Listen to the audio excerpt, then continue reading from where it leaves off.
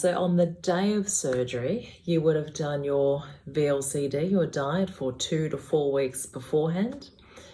You've come in. If it's a morning case, then you're there very early in the morning, usually 6 or 6:30. If it's an afternoon case, then you'll be asked to come in around 10:30 to 11 o'clock.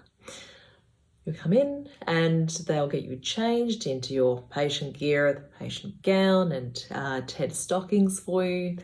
That's to decrease the risk of clots in your legs and clots in your lungs.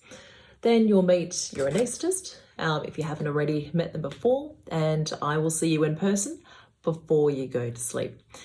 Once the anaesthetist has helped get you off to sleep, they will pass a tube called a bougie. It's about the size of a Sharpie marker, and that goes down into your stomach. That's what I staple against. And so I put 5 holes into your belly. All the procedures are keyhole, they're laparoscopic surgery.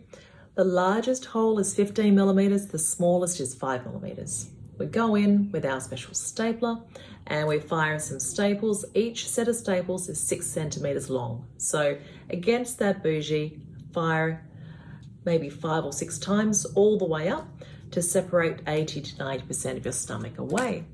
That's for the sleeve. For the bypass, quite a similar procedure, but the first part is the pouch and the second part is to measure up the bowel for suturing on.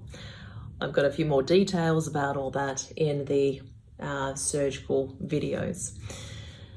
After that, for a sleeve, once I've separated out the stomach, I pull it out through the largest port, the 15 millimeter port, and send it off to pathology. We always want to check for any nasties. Then for sutures, I put in sutures that hold the skin together. They dissolve usually within 7 to 10 days. Over the top of the sutures, I put on skin glue, so you won't wake up with any bandages. It'll be a clear or a slightly purplish skin glue. From theatre, after that procedure, takes about 45 minutes to an hour, you'll go to recovery. You're still going to feel fairly groggy.